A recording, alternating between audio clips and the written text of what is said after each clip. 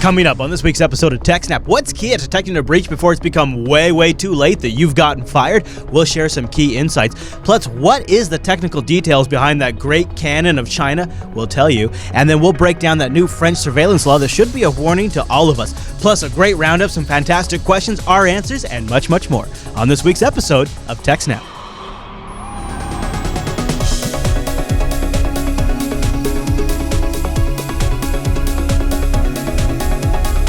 Hi everyone, and welcome to TechSNAP. This is episode 162 of Jupiter Broadcasting's weekly Systems Network and Administration podcast. We stream this episode live on April 23rd, 2015. This episode is brought to you by our three fine sponsors, DigitalOcean, Ting, and IX Systems. I'll tell you more about those great sponsors as this here show goes on. My name is Chris, and joining us every single week in studio this week is our host, the admin, the tech, and the teacher, Mr. Alan Jude. Hey there, Alan.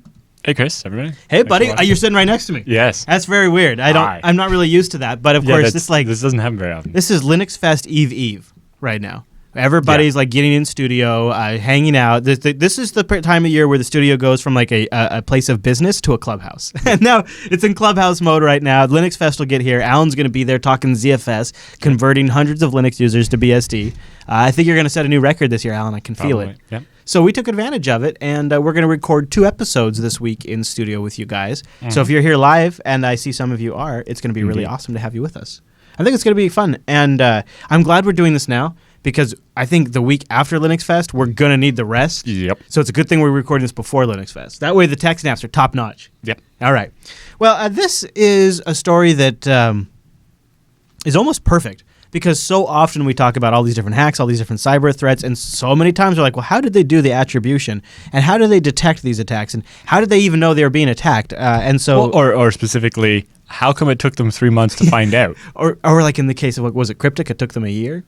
Right? Yeah. So why does this happen, Alan? So that is actually our first story from netsecurity.org. Where do we start? Yeah. So, they talk about how security spending is at an all-time high. Companies are spending lots of money. Right. But security breaches at major organizations are still happening all the time, happening a lot. And the impact of, these advanced attacks is reaching boardroom level attention, right? It's not just a problem for the IT department anymore. Yeah. The executives are worried about it.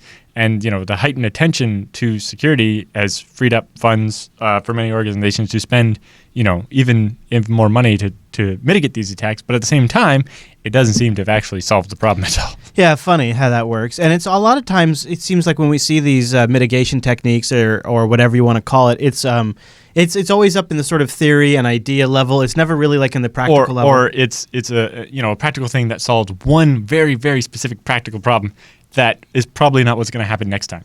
It's that one time. It's like, all right, so this happened last time, so we're going to detect exactly that signature for next time. And so huge. That same attack will never happen again. Yeah. But no one's going to try that one again. They're going to be innovative. I just want to replay back. Because what you just said is so often when we're going through these stories and you see these companies, they deep dive, they bring in these super high-end cyber firms, the cybersecurity firms, and they come in there and they do all this analysis and they build out all this infrastructure. And we're going to do this and this and this to respond to this attack. I'm thinking of Target, and right now I'm thinking of Sony. We're gonna make these steps to mitigate this risk. And it really doesn't solve the underlying problems that fundamentally the issue was you weren't patching your S, or you had an open VPN to your vendor and that was configured improperly. Or your monitoring system was giving so many false positives you were just ignoring it. Right. Oh, and so, yeah. Perfect. A perfect example, Alan. Perfect example. And so the Target one. These policies are not solving this. And in the case of Target, right, they had it in their alert system all along, but because their alert system was so noisy, they just opted to ignore it. And these guidelines and things like that are not addressing that at all. Exactly. And then, so breach detection is in the top of mind of all security people that are out there buying these solutions. And, the field of security technologies claims to have all kinds of these breach detection, advanced attack, but it's at an all-time noise level. There's, anytime you have some system that claims to detect attacks, it detects too many things. Right. And so there's so much noise, everybody just tunes it out. And so then... I've been guilty of it. Well, and part of the problem is that usually the big advanced attack starts with some small minor things that could easily be dismissed as noise. Right? They hide down in the noise. And then you don't find out it was something bad until it's too late. And it's funny because it can be things as innocuous as a process on a box is crashing a lot. Yep. And you just think, that some new process has just shown up. Yeah, that one is less innocuous, but yes. Yeah. But process crashing a lot. Yeah, it's like that's really annoying, but it's like meh. Or it's because somebody's trying to exploit it. We used a little bit more bandwidth than I was expecting this month. Yeah, that's definitely a big one. Yeah, I can see how that one would be. Yeah. All right. So they say security analytics platforms endeavor to bring substantial awareness to security events by gathering and analyzing a broader set of data. And they always want to suck in more and more and more data. But the problem is that the greatest harm to an organization are usually found in and prioritized with greater accuracy. But the problem is when you get more and more data, that's more and more stuff you have to look through, right? And more chance of more noise, just getting drowned out. It's sort of the argument against the NSA's bulk collection is like, what's the point of, how do you go through that haystack? Yeah, exactly. The other thing is, it's not just the noise too, but talking about going through and looking at previous hacks and things like that. You look at the Sony hack and the Sony Entertainment hack, and the political conditions, and the media, they blamed it on North Korea. Yeah. Right, but the reality is anybody who has some technical familiarity with this kind of thing is probably pretty convinced it was at least, if not an inside job, completely very much aided by an insider. In particular, it was someone that's not inside anymore, but who had inside knowledge, right, and they did a reason to have a bone to pick with. And they Sony. worked with whomever or by themselves or whatever. Exactly. Lizard Squad, whatever. It wasn't Lizard Squad. It was some Brazilian group. Yeah, whatever. Right. But my point is, that's the thing we need explored. That's the thing we need discovered. That's the real threat to your network out there, is those people. Mm-hmm. That's the true threat, not North Korea, right? Not and if when these things happened with Sony Entertainment and we took something as major as and said, look, at a company, the scale and stature of Sony Entertainment was brought down by an insider, that if we shared that information properly, that would genuinely help corporations protect themselves and realize what their true priority is. But because we obscure it for political reasons to blame it on North Korea, we are actually doing a disservice to other companies for future protection because their priorities are misaligned with the actual reality of the situation. Well, I think it's a disservice. Yes, and then the second thing is, if we try to use Sony as an example and pick out the exact methods they use to attack them, and safeguard all of our businesses against that, well, the next attacker is not going to use exactly the same methods, right? We have to, signatures, we need broader signatures that are more, I'm seeing this style of behavior that's looking like an attack rather than I'm seeing this very specific, the hash of this file matches the one we saw at Sony. So do you think it's possible to have a system intelligent enough to notice that the user is doing something unusual? Well, so the first part of the stuff that they're looking at now is what's called Security Information and Event Management, or SIEM. And it says, well, most SIEM products have the ability to collect, store, and analyze security data.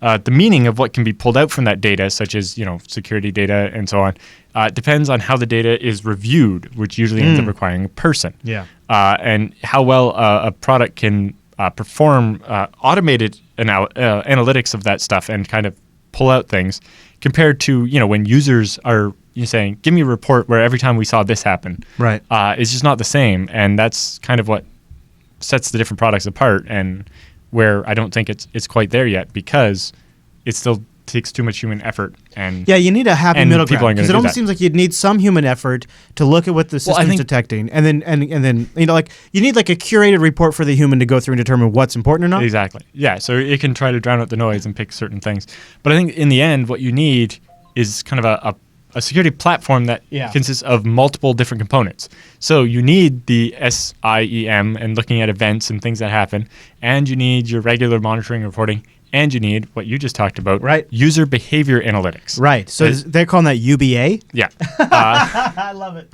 It's an example of security analytics that are already gaining more buyer attention. So what user behavior analytics allows the user activity to be analyzed much in the same way fraud detection system works for monitoring credit cards. Okay. Right. The UBA systems are looking at the users logging in and stuff, and be like, that user doesn't normally log into that system. That seems a little suspicious, but okay. That user just logged into another machine they don't normally log into. Google kind of does this, like today with Gmail and things like that. So when I log in from Japan, it's like, you don't normally log in from Japan. That's maybe you're mad. Yeah. So that's user behavior analytics. Or if a user starts deleting files or copying files they don't normally access, and a bunch of, if there's so what you want is kind of like a scoring system. It's like, all right, you did one thing that looks strange, That's one point. Yeah. That doesn't set off an alarm. Yeah, but you're you did a just- bunch of things over the last week that Yeah. look strange. Right. You're either an insider who's, grabbing some data before they quit to take it to a competitor, or you're, the secretary shouldn't be accessing that. Her machine probably has Right. a virus. Now, this sounds super great from like a network administrator standpoint, where I'm trying to keep track of a lot of users, and I'm worried about an insider attack. Where it scares the crap out of me is a citizen of a country that requires an informed public and a free press. And if this kind of system were to actually be really usable, of course, the first people to do this would be somebody like the NSA. Right, And a so- system like this might prevent an Edward Snowden in the future. If the system could have noticed Edward Snowden logging in at odd times that weren't maybe related to any open tickets, And with credentials he copying didn't large need. quantities of files. Right, and copying down large quantities of files, and with using wget to connect internal resources. And if it could have noticed these things and alerted somebody ahead of time or locked him out, it might have prevented a pretty big revelation for the public, which some people think was good for a Right. democracy to have. Maybe some people don't. That's the side. But if it the same seems like thing's that's an happening important thing. inside a bank with account information, Right, you wanna that's the stop it. line. Yeah. A bank or even Boeing, somebody wants to sell the latest innovation to Airbus or vice versa, right? There, you need to be able to protect that. So that's the line you walk. But you could see where you could create a system that would be pretty scary too. Yeah. Well, especially if the NSA's got black boxes in, all the trunks on the internet or whatever, and they can start using the same behavior analytics on users on their home connection. That's, you're only supposed to be monitored by this type of stuff in a corporate Come on, network, Alan. right? Now you're really freaking me Yeah, I out. know, but it's not happening yet. So, Thanks, Alan. so we have a chance to stop it before it starts. Okay. Because once it starts, it's harder to make it go away. That's like Skynet. But anyway, so user behavior analytics systems are effective at detecting meaningful security events, such as a compromised user account or a rogue insider. So it helps you against A, hackers from the outside taking over Yep. somebody on the inside, Yep. or somebody on the inside just being that. Yeah. And then, although many of those UBA systems can analyze more data than just user profiles, such as like devices and geolocations. Mm-hmm. Oh, this user's doing it from their phone. That's strange. Or this user's doing it from China. Or That's this user's strange. doing it from a location, even if it's something I thought of in the past is like this user is doing it from a location where we believe another person who we are suspecting is doing activity, and Right. they could track it that way too, and so even the area they've been in, and just let's look at where these people have gone and analyzing it from that standpoint. Yeah. And then, you still have an opportunity to enhance the analytics to include even more data points that increase the accuracy of, and hopefully maybe detect a breach. Love it. But as security analytics platforms grow in maturity and accuracy, a driving factor of the innovation is how much data can be brought in to be analyzed. So you want as much data as possible to analyze. The problem is you just need the output needs to be condensed. And Yeah, I've filtered. never really seen that work well. Yeah. But, part of it is deciding what data you actually want to capture. Yeah. Like capturing the user's location all the time, maybe it's useful, maybe it's not. Well, so the bank I worked at, we had several checkpoint firewalls at different entry points on the network, and just so many events were generated. So many, the high volume events. And I think it was like a regulatory thing actually that said, keep it all. You can decide what you want to sift through and audit, but we want to be able to go back and look at everything if we have to. And I think that's a reasonable approach. It's just you have the to. volume was insane, though. Yeah. And so you need some really heavy duty sifting stuff. Yeah, we had. And it has to be automated. It was the system we had used got iterated upon 3 different times while we were using it, and it's starting from MySQL to Oracle and all this different stuff, and it constantly was the front end that could parse and analyze all of that data was never catching up to the amount of data and the new types of sensors we could throw at it. Yeah. So I don't know. I'm a little skeptical. But yeah, so theoretically that works, but in practice, Maybe it'd be different querying now. that much data is very hard. Maybe different technologies have improved now, but back Yeah. then it was always we a could race. process the amount of data you had back then very fast now. Yeah. The problem is now we'd have even more data. more data. That's what I was thinking. Yeah. Yeah. So it seems like the horse race would never end. But yeah, so however, the amount of context that can be brought into the analysis is what's really important, right? And without the context, all those are just isolated events that make no sense together. Yeah. But having the context with them makes a big difference. Yeah. right? Context is huge. So, analytic systems on average tend to do better analyzing, lean metadata-like data rather than having all of the stuff. Mm-hmm. And, that's kind of where the NSA went, right? If we, instead of trying to look inside everybody's phone calls, we just look for people that made a bunch of calls and They it's couldn't like- store it all anyways. Exactly. And it's easier to process metadata. Exactly. And then you have all of those handy justifications of privacy protection. But this allows them to quickly and on almost real time produce interesting findings. The challenge in this approach is that major security events, such as breaches, don't happen all at once, right? It may start with an early indicator, something happens. There was the application on the web server crashed because somebody buffer overflowed it and got a remote code execution. Yeah. Well, we don't know that happened. All we know is the web server crashed. Right. We see Apache And then- or whatever's down. Yeah. A few hours later, another minor event. Right. Which turned in, the following days or months later, then there was a data leakage event. And then something else happened. Yeah. And then Yeah. in the end, those three things are looked at as a single incident. Then things start to make sense. Yes. But if you only look at the leakage, Right. you don't know how did they get in. Yeah. Well, if we connect these other events. Right. But then in the end, it's like, well, how But can that's you taken connect 3 crashes- months to get you there, though. Right. Well, the stuff happened 3 months apart. Yeah. But in the end, how do you know that? Well, that my web server crashed. Does that mean that's related to this, or is it completely unrelated? Right. And the stuff is not all there yet. Boy, yeah, it just makes when you think about when you think about the real tool set that administrators have to tackle this problem today at the ground level is logs. Yeah. And that just And doesn't- most logs don't contain the information you end up wanting. well, and they don't show you the event. They don't show you the broader picture. They show you Apache crashed, and that is such a you're so down in the trenches with that bit of information. How could you even be expected to Like if you don't have a backtrace to look at what part of Apache Yeah, crashed. yeah, it's unreasonable to think you might zoom out and go, "Is this part of an attack?" And if you did every time, you'd be a wreck every time Apache crashed. Yep. So there's no winning. But that's why the overall priority in this instance made up of lesser events, and now the priority is much higher, and that's why we have to have these look backs where once we see something higher priority, we have to look through everything that happened in the last 2 months or something. That makes sense. And be like, hey, Yeah. is there anything in that Yeah. that seems to fit into this pattern? That makes a lot of sense. Yeah, and so ultimately, how actual human users interface with the output of huge amounts of data analytics will greatly determine if the technology is adopted or deemed to produce useful information. Because if I can't get useful information out of it, paying all this money for this software solution is a waste of time. That's how I felt at the time. Like other disciplines that have leveraged large data analytics to discover new things or produce new output, visualization of that data greatly affects its adoption. And we talk a bit more in later in this episode or next episode about attack maps and how, while we, everybody's thinking, oh, yes, we're visualizing what's happening. It's so useful. But Attack if you map. think about it, the ones you see, it's just like a constant stream of things going back and forth. You don't see the little event and then the other little event Right. and then the data leakage 3 months later as being related. Right. And so those attack maps, when they don't tell you what type of attack it is, really It's a they're show. just showy things that get fireworks. you to buy something. Yeah, Yeah. it's literally just fancy animation. I mean, on the they're screen. neat. Put it up in your lobby if you want, I guess, if you have an IT company. But the problem is that the security solution provider takes that up to your management, shows them, they're like, oh, yay, and they buy that, and then it turns out, well, the product doesn't actually do anything for it. Right, yeah. So yes, while visualization is important, it can't be the only thing, right? You have to have actual good data to visualize. Otherwise, it's just pretty pictures. Yeah. I was thinking back through one of the big differences to when we had all this data to manage till now is like big data is like a buzzword now, and like there are a lot more tools to process this stuff than there used to be.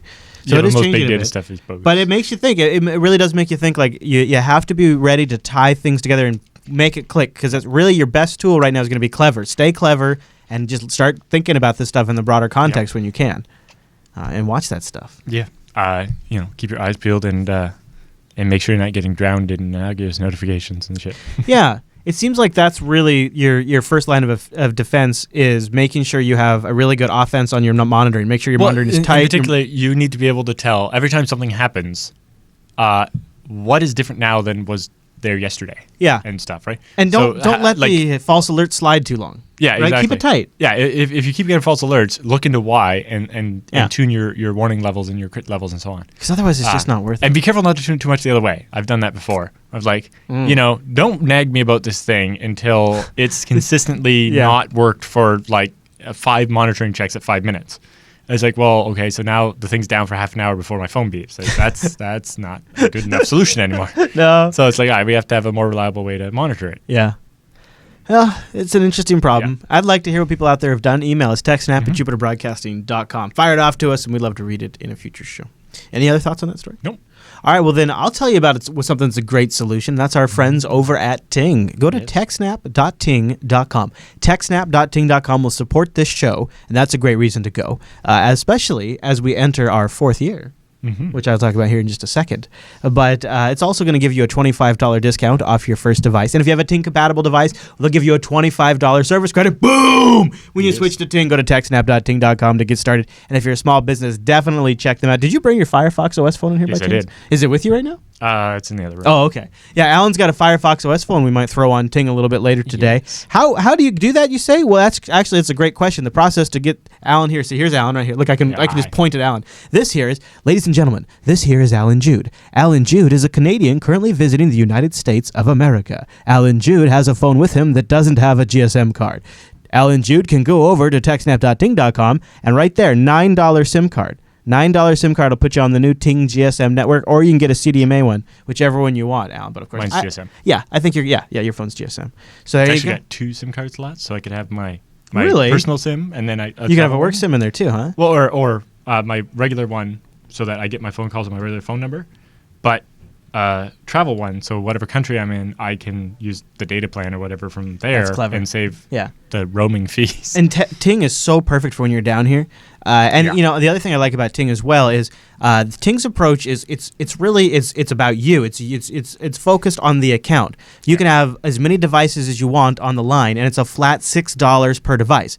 So it's not like one contract per device. It's put all your devices on your account. They'll pool together on the minutes. You just pay $6 for that line. Because with Ting, you just pay for your minutes, your messages, and your megabytes. Ting adds that all up, whatever bucket you fall into, that's what you pay at the end of the month. And they have an incredible dashboard to manage all of it, an Android and iOS app. And I love the per account approach because I've got 3 phones. They're not all mine, but they are mine. But I mean, I don't use them all. Right. I have 3 phones, and I'm going to put a tablet on there. I would not want to have individual data lines and individual accounts or contracts or whatever on each one. No, I just put them on my Ting account. No contracts, no early termination. It's so nice. Yeah, with a regular phone provider, you'd have to buy at least a gigabyte of data on each of those phones. Yeah. And meanwhile, even across the 4 devices. Yeah. One of them is 1 or 2. One of them is going to use like the most data, and the rest are barely using any at all. So one of them is going to use like 1.1 gigabytes and get charged over it. Well, and what's actually it's so the great rest are because, going to add like, up to less. One of them almost never leaves the studio. Yeah. So it's always on Wi-Fi. So the data is 0 on that phone. It's so slick. And also, Alan, like if you ever anything ever happened to the Firefox OS phone, they've got a bunch of great value phones. They do. $47 Kyocera just feature phone, $91 Moto G. That's an incredible deal. These are unlocked. You own these. They got the HTC One Desire for $130. They got the MiFi 5580. I'm just looking at that MiFi right That there. MiFi is sweet, man. I had something like that in Japan. It was awesome. Well, and what's great about that is no contract. And so you just pay for it when you use that hotspot. Of course, they got the iPhone. They've got the iPhone 4 as low as $137, and then they've got your big phones. They have the new OnePlus One at the Ting store. They've even got the BlackBerry Z30, which is not a bad phone. Nope. They have the HTC M1 E8, and they also have the Moto X2 second gen, a fantastic phone. Yes. Much like Alan's Nexus 6, but just a little bit smaller. And then if you want the phone that Alan's rocking these days, they also are now selling the Motorola Nexus 6 directly from Ting.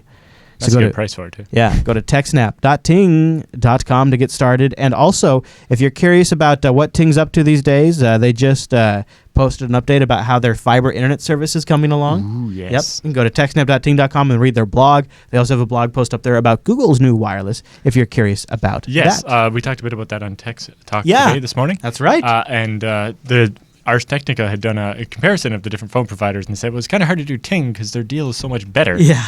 It's like instead of paying for 1, 3, or 5 gigabytes of data, you pay for exactly how much you use. Yeah. And so ours is even though if you happen to use exactly 3 gigabytes, it would be like $6 more than Google. If you happen to use 2.5 gigabytes instead of 3, you're actually going to save a bunch of money.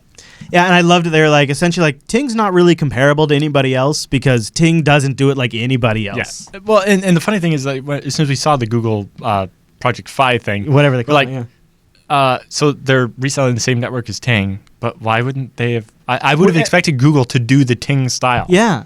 I really was surprised I that was- Google did the old-fashioned per silly device thing, Yeah. which I'm not big on, and like you have to buy this much data, which I'm not big on that anymore. Exactly. Yeah. I kind of expect maybe but- it's more Amazon that I would expect to do the AWS type model of pay for what you use. Yeah. Yeah, but I'll tell you one thing. I'm super happy for Ting because something that I've noticed is now Ting is by default part of the conversation now. Yeah, basically in every comparison of cell phone providers that now, right Ting there is is huge right there. because if a handful of Ting customers go try out Google Wireless, okay, but like at the same time, like tens of thousands of more people are going to find out there's such a thing as MVNOs and why it's a great deal and why you don't have to go with the big duopolies. Yep. And I think on the long term, I think that's a much better deal for Ting because when you compare the two services side by side, Ting's a better deal. And for geeks like us who have multiple devices or want to have multiple devices, it's no comparison. Because we have a bunch of devices just to make sure video streaming works on all these different types of devices. Yeah. Oh And man, I the know, amount of right? money, like Yeah. our bill to TELUS is like $500, and for Ting, I bet it would be like $150 a month. Yeah, because you just $6 a line and then Exactly. just your usage. Yeah, and a lot of them we're testing on Wi-Fi, not the data. Right, But, 'cause, yeah. but if you want the device, they won't sell it to you without a data. Oh man, that's rough. That's rough. TechSNAP.ting.com, and a big thanks to Ting for sponsoring the TechSNAP program. All right, Alan. This next story, this headline had caught my attention, and I rolled my eyes at first, and then you broke it down for me a little bit. And I realized there's actually something to it. It's being called China's Great Cannon. Right, which is funny because basically, there's the Great Wall of China and there's the Great Firewall of China. Yes. This is the Great Cannon of China. And I was don't know why like- they didn't word it that way. But yeah, anyway. yeah, the great. Yeah, okay. Thank you.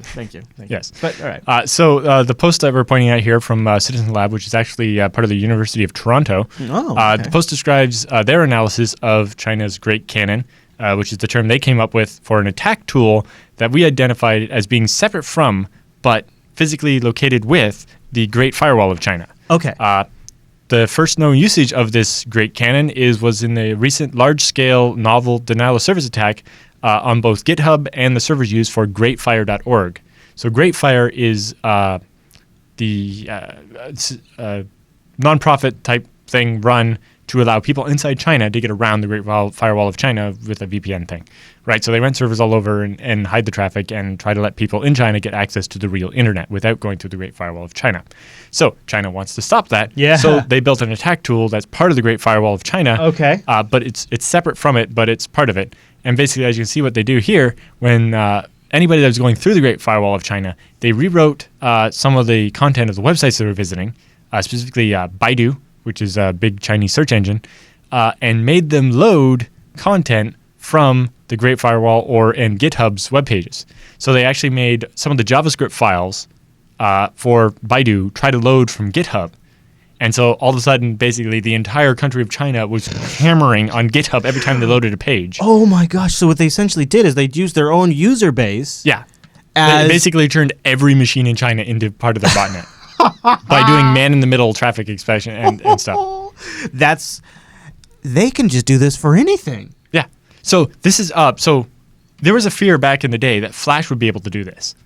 Oh really? Yeah. That was why up until Flash 9, there was no ability in Flash to directly connect to make a socket to a website or something. Really? Because you could make a popular Flash game and have like millions of people using it, like Farmville on Facebook, and you could just have it denial of service people to death. Yeah, that makes a lot of sense. I just never thought about it, but yeah. What Flash added in Flash 9 was the concept of a Flash policy server, where it would call out to the place and be like, do you allow Flash connections into you? And if they return an XML file that says yes, and it can list restrictions, then the Flash makes it allowed to use a connection. Huh. But basically, China has implemented something that allows them to basically, by doing man-in-the-middle traffic inspection and modification, to turn the entire country into a botnet. And it was affecting stuff outside of that as well. And so it wasn't easy for GitHub to just try to block all traffic from China or something like that. And I don't think they want to do that anyway, because there are a lot of legitimate stuff that does happen from China. There are lots of developers in China that are writing code for open source project. So anyway, the story on March 16th, GreatFire.org observed that servers they were rented all over the place to make blocked websites available in China were being targeted by a distributed denial of service attack. Then on March 26th, about 10 days later, This is of this year? yeah. Okay. 2 GitHub pages run by GreatFire.org also came out of the same type of attack. Both attacks appeared at services designated to circumvent the Chinese censorship stuff of the Great Firewall of China. So the report released from greatfire.org fingered malicious JavaScript returned by the Baidu search engine as a source of the attack, and Baidu, the search engine, denied that they were responsible or that they were compromised. Originally, what they thought happened was that the servers at the search engine got hacked and were made to return this incorrect stuff to cause the attack. Okay. But then the Baidu people are like, no, our server's returning the right answer. Somewhere in between, the traffic's being modified to have this wrong answer. Then they had several previous technical reports that suggested that the Great Firewall of China orchestrated these attacks by injecting malicious JavaScript into the Baidu site's HTTP connection. Yeah. And this post describes our analysis of the attack, where we were able to actually observe this up until April 8th, which is only a couple weeks ago. So we showed that while the attack infrastructure is co-located with the Great Firewall of China, the attack was carried out by a separate offensive system with different capabilities and design than we've seen previously as part of the Firewall of China. And that's why they called it the Great Cannon instead of the Great Firewall. Okay. The Great Cannon is not simply an extension of the Great Firewall, but a distinct attack tool that hijacks traffic that's sent to certain addresses, or presumably from certain individual IP addresses, and can arbitrarily replace unencrypted content as a man-in-the-middle attack. So they can do censorship type stuff, or they can use it as an attack tool. And then the report page is broken down into a number of sections that go into more detail. So in section 2, they locate and characterize the Great Cannon as a separate system. So this is how they figured out that it's not part of the firewall. I think so. No, is that one? I think so. Okay. At the top, there's a list of the sections, and they're linked. I'll dig while you. Okay. Section 2 talks about how they figured out that the Great Cannon is a separate system. Yeah. Then section 3 analyzes the distributed denial of service logs that they had and try to characterize the different types of DDoS attack that they used, and look at the different systems that were affected by it. In section 4, they present their attribution of the Great Cannon and why they think this was actually from the government of China. So rather than just saying we think it was the government of China, they actually have a whole section explaining why they think that and what their evidence is. They're backing up their tough talk. Yeah, well, it's from a university, not a security research company. Right, I like this. Yeah. So section 5 addresses the policy context and the implications. So they talk about how this actually affects government and politics.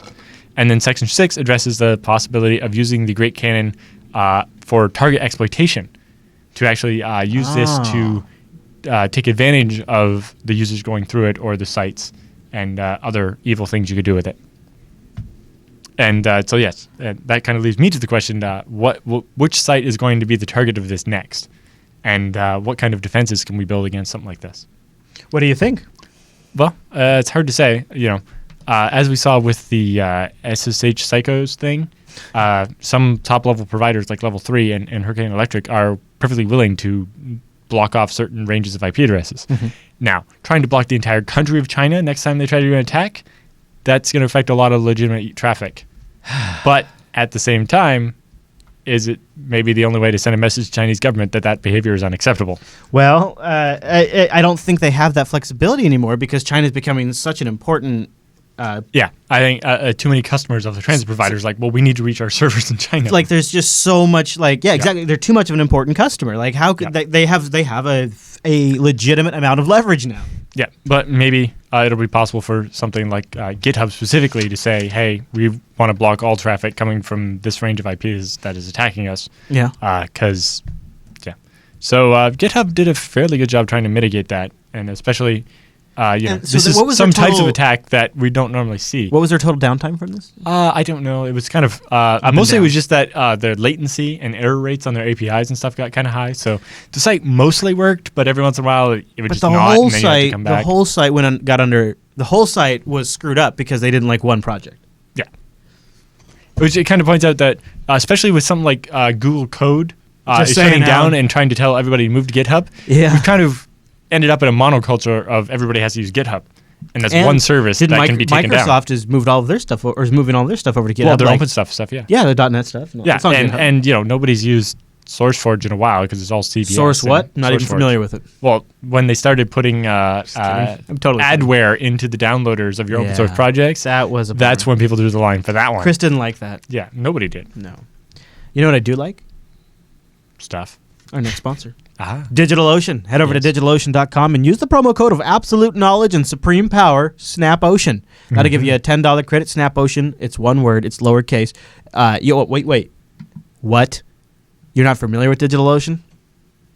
Oh, well, boy, do I have something to tell you. DigitalOcean is a simple cloud hosting provider dedicated to offering the most intuitive and easy way for you to spin up your own cloud server. Now, what does that mean? What that really means is in less than 55 seconds, you can go over to DigitalOcean. You can get a server set up in the cloud that you have root access to. They have an HTML5 console, so that way you can watch that thing from post all the way up to boot. So if you screw something up, you can troubleshoot it. That is so nice when you have a remote system, and it's super nice that you don't have to have Java installed or Flash or anything like that. Yep. It's written in Go, too, which is really neat. So that's DigitalOcean. It's like super crazy fast, virtual machine you're going to get going in under 55 seconds, HTML5 console. Boom, you got that. You're wrapping your brain around that. Now you're saying, Chris, it's a good price. How good of a price? You ready for this? Remember, you can get started crazy fast, and you're going to support this show by trying this out, and you love playing with cool stuff. Keep all that in mind when I tell you the rest of this, and SnapOcean, of course. You can get started in less than 55 seconds. What does that mean? What does that mean? Think about this. You can create a server in less than a minute, and you can start at less than $5 a month for 512 megabytes of RAM, a 20 gigabyte SSD, one CPU, and a terabyte SSD. So the slowest thing about virtualization is usually the disk. Oh, no kidding. And right? when it's SSD backed, it's an array of SSDs, so it's really fast. And they just set up a new data center in Germany. Yep, Frankfurt. Yep. And that sucker, they put like these crazy fast SSDs in there. So if you really want to party, go set up a droplet in their new German data center, because that is looking real nice. It'll be interesting to see in the future if they stop advertising SSDs and start advertising NVMe. Ooh, is that? It's basically the exact same thing as an SSD, but it doesn't pretend to be a hard drive. Right. You write to the flash. Yeah. Cool. But also, the other great thing that they always fail to mention in this is that with your droplet, you get a full gigabit connection, not just 100 megabits. Yeah. So compared to other droplets, that's a big improvement. Yeah, that's nice. And you also get a terabyte of bandwidth. That's actually a lot for $5. Yeah, that is right. I know. We charge a lot more than $5 for a terabyte of bandwidth at Scale Engine. I tell you that. And so they've also got data centers in New York, San Francisco, Singapore, Amsterdam, and London. And they've got this amazing control panel that's super intuitive. A really straightforward way to manage your droplet. You can do DNS management, snapshots. You can deploy templates. You can create new machines, destroy machines, transfer machines, one-click application deployments, and then you can replicate all of that functionality with their straightforward, brand new, recently updated, super awesome API. Version 2.0 just came out. And they support FreeBSD as of March, April, February. Yeah, it's been a couple of months now. And when you say they support FreeBSD, they really went all in. I was over at their community section, and they have tons of great tutorials, so you can just really get kicking on your droplet. And they've already got a bunch of good stuff up here for FreeBSD. Even though they made sure all that was ready for launch day. That's one of the things. That is really. And then this is what I'm talking about, man. They take this great technology, these great connections, SSD drives, this great interface, and then when they go in on something, they really go all in. Like so with the FreeBSD, that's a great example. And then when they rolled out CoreOS, they didn't just go put a CoreOS. They didn't just go get the CoreOS ISO and make some virtual machines. They worked with the CoreOS project to be an official channel partner, so that way they're getting updates directly from CoreOS that they can then roll out at a nice, reasonable pace to their customers. Like they did it all in. They did it the right way, just like they're doing with FreeBSD. And go look at all these great tutorials to help you really get going. And remember, use our promo code SnapOcean, get a $10 credit, then rock these tutorials. You really will kick yourself if you haven't done this yet. It's a no-brainer. And you just pay $5 and you get $10 in credit. Yeah, I know, right? $5 for 3 months of virtual machines. Yeah. Hey, you mentioned Tech Talk earlier today, yes. and thanks to DigitalOcean for sponsoring the TechSNAP program. You mentioned on Tech Talk that we were going to talk about this crazy French surveillance legislation that hopefully will give us a little bit of a warning over here. But can you break it down for us? Yeah. So this is a new French intelligence bill that's provoked concern among the country's top lawmakers, international NGOs who are saying it's a civil rights and human rights violation, but also all the IT industry in France. Oh, wow. Okay, so what's going on? So according to the French human rights defender, the legislation contravenes rules of the European Court on Human Rights. So the law is probably illegal to begin with. Yikes. But despite boasting the support of France's two different major political parties, the Union of a Popular Movement and the Socialist Party, the intelligence bill has come in from some strong criticism in France and is beginning to raise eyebrows abroad. As other people are like, is this like the Patriot Act on steroids kind of a thing? Yeah, kind of. Well, yeah. So many international NGOs have condemned the vague and general nature of the bill. So they really don't say what.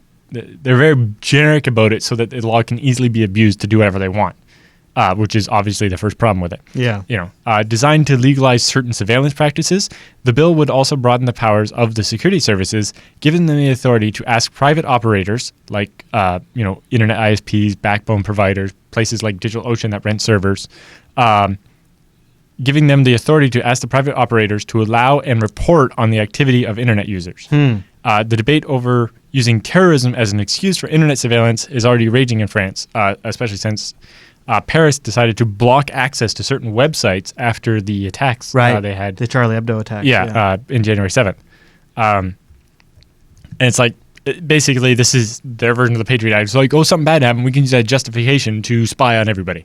Huh, that does sound like the Patriot Act, doesn't it? Yeah. So in the new bill, it goes even further. If adopted, it would allow investigators and government agents to intercept private emails and telephone conversations in the name of security if they are directly linked to an investigation. However, agents would be allowed to use the new technologies wherever they deem necessary, including microphones, tracking devices, and spy cameras, and they would be allowed to intercept conversations typed on a keyboard in real time. So keyloggers and intercepting your actual internet traffic. Do not want. Yeah. All of these interceptions would be authorized by the Prime Minister without the prior approval of a judge, and would be authorized after the fact by the new administrative authority, the National Commission for the Control of Intelligence Techniques. Yikes. So you can do whatever you want, and we'll give you permission after. That's the opposite of how permission works. Yeah, that's asking for forgiveness. Yeah. So 7 big IT companies, including web hosting and technology companies like OVH, which is a huge server provider, IDS Gandhi, which is another hosting provider and a domain registrar, and a bunch of other have sent an open letter to the French Prime Minister, and they say that they'll be pushed into de facto exile if the French government goes ahead with this real-time capture of data by intelligence agencies. Wow. Specifically, this would be the French intelligence agency, the French version of the NSA, being allowed to to walk into ISPs and say, we're putting a black box in to monitor stuff, and you can't tell anybody about it, and you can't do anything about it. Well, we have had that happen to an extent. In particular, some of the ISPs are like, people come to us and use us and host in France because we don't have a Patriot Act. Right. Yeah, and it's not just France that's going through this. Today, we talked about on Tech Talk today that it just passed through the House. It's a bill it's called PCNA, Protecting Cyber Networks, backed by House Intelligence Committee leaders, would give companies liability protections when sharing cyber threat data with government civilian agencies. That means user data. Because they want to look at activity of users, and they want to be indemnified. So companies can't get in trouble for giving your data away to the government. And this is happening now in the U.S. Yeah, but in the French one, the company doesn't even have a choice in the matter. Right. Of course, that one, I'm sure it's not phrased exactly like that, but the companies will be strong-armed into giving over the data. Yeah, well, kind of like Yahoo. There's like, we're going to fine you $100,000 a day until you give us the data. Right, and so Yahoo eventually had to comply. Exactly. And the Quest CEO who didn't comply ended up in jail. Exactly. So, yeah. But especially some of the large internet service providers like Gandhi and OVH and so on have said that they will have to leave France if this law passes. They've literally threatened to move all of their operations, customers, tax revenue, all their equipment, their data centers, and their thousands of high-tech jobs, which every country is after. Do you think they mean it? I think so. Basically, they'll lose 40+% of their customers if they don't. Yeah. And it'd be really fun if they moved it all to their existing data center in Canada. As long as Canada doesn't pass a stupid law like this. Yeah. A lot of French people up in arms about this one. So hopefully this sends a clear message and warning to U.S. and other countries who are considering or proposing similar legislation that literally the companies will have to pick up and move and take all their high-tech jobs and all their tax revenue with them because they cannot operate under these circumstances. But also, send a clearer message to countries whose intelligence services have run amok that you need to rein them in, otherwise this is going to have serious impact. Right. And we've seen this kind of with some of the existing stuff where, Cisco and stuff is like we're having to dead drop our equipment and ship it to fake customers and stuff to stop the NSA from implanting viruses in our equipment before it gets delivered to our customers. Countries in Europe will refuse to buy our equipment now because it's probably full of NSA spyware. And if they buy from a European vendor, they won't have that problem. Right. I wonder, Alan, if this will actually make it since it's hitting so much resistance. Do you think it has a chance of being derailed? The politicians in France seem to really want it, but hopefully we have made enough noise that we can stop it. Yeah, absolutely. All right. Wow. Well, and to any audience... So the companies argued that being required by the new law to install black boxes on their networks will destroy a major segment of the economy. Yeah. And if passed, will force them to move our infrastructure, investment, and employees to some place where our customers will want to work with us, citing a figure of 30 to 40% of OVH users and Ganda users are foreign users, and companies say that their customers come to them because there is no Patriot Act in France.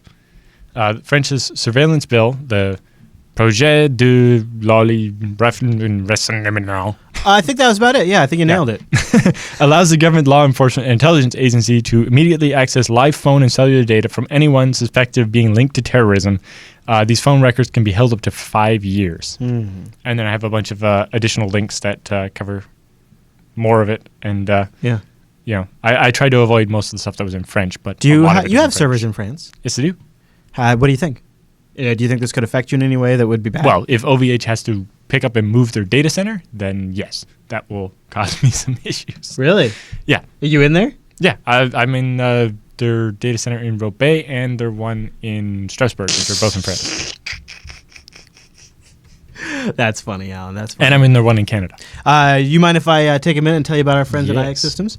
All right. Well, head over to ixsystems.com/TechSNAP right now. ixsystems.com/TechSNAP. That's where you want to go to support the TechSNAP program and to learn more about IX Systems, builders and creators of machines that really can answer any solution you might have, and the perfect machines for an open source solution powered by those incredible Intel Xeon processors. They have a really great pre-purchase consultation process that really is worth your time. Like, seriously, you send them an email explaining what problem you're having or what you need the machine for, and they're like, well, here's one build out that would do this. If you need more performance, then we have this version. Or, if you're on a budget, we have this version. Or if you need to be able to expand it in the future, then we can change it just this way. When I bought my last storage server, I'm like, if we get the one, that way I can add a second rack that's only full of hard drives, and I don't need another motherboard and CPU and RAM and so on. Right. I like it because I honestly was a little bit of a noob when I was setting up my ZFS storage array, and I thought I knew what I needed because I've been building servers for 10 years. I don't know, 15 years. I don't know. No, it actually turned out I really could use their help, and they were very good and very clear, and it worked out to save me some money. Yeah. So that's even better. Go over to ixsystems.com/TechSNAP and then dig around, but also something we don't mention too often about IX, because we're always, in business mode, because really they're all about solving problems for your enterprise or your small business, right? But to be honest, they have a social side. They have a friendly side. Find them, follow them, facebook.com/IXsystems or their IX Systems on Google+. And the reason why I recommend this is we're going to be at Linux Fest Northwest this weekend with IX Systems. A bunch of them are going to be there. Yeah, and traditionally IX has posted some of the pictures from those events on their social media pages, and I would be willing to bet sharp-eyed viewers will catch a few snapshots of Mr. Jude at Linux Fest Northwest this weekend. But they also have a bunch of other great posts on their social network. And they're at every conference you can think of. Yeah, it's neat. It's neat to see another side of the company too. So I follow them everywhere. Sometimes they're at multiple different conferences in the same weekend. Yes, that is very true. They have teams of people. They're really nice people. I dig them both on Google Plus and Facebook, and they're also on Twitter, of course. Yep. But facebook.com/IXsystems or plus IX Systems on Google You can basically Plus. tell if you walk into a Linux conference and you see a bunch of blinking cordons, IX is there. Yeah, that's a picture of them right there in their and they've always see if we go to photos. I bet you if we look in here, here's photos of them at Fest. In February though, there's some nice server porn up. Scroll up a little bit. Yeah, I know. I was just showing. Yeah, so there are other reasons to go to their social media pages as well. That's a good one. Oh man, a terabyte of memory running Arch Linux. Yes, please. Yes, please. Look at that thing. That's a beast. That was 60 cores. Now they built a similar one with 120 cores and 2 terabytes of RAM.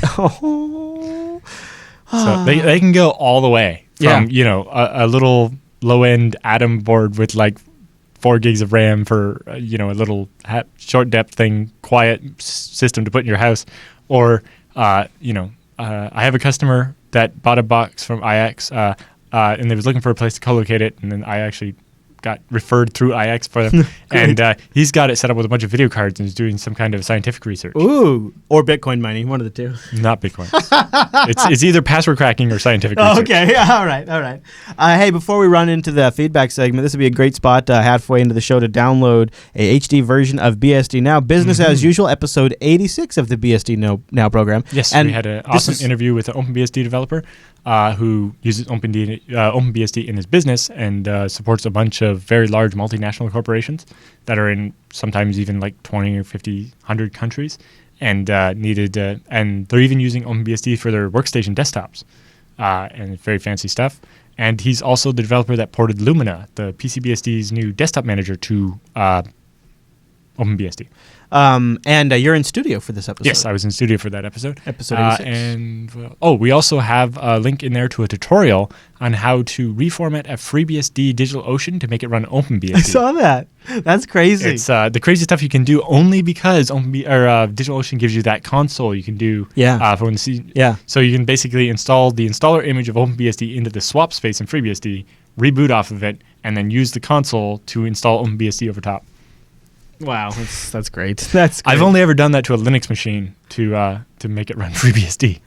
I actually but it works the other way around. I did see a guide, I think, moving like one of the Debian boxes or I guess an Ubuntu box to Arch, and I don't know how I just looked at it and said, oh, really? That sounds like a mess. Yeah. I do like that you do it through the swap, though. That's particularly cool. Well, it's a space you can overwrite and any other time you're like trying to change your pants while running or like you're standing on your arm and trying to do something. Yeah. All right, so there you go. BSD episode 86, a good grab, and I think you'll enjoy that. But Alan, with the news all done, that means it's time for the TechSNAP feedback.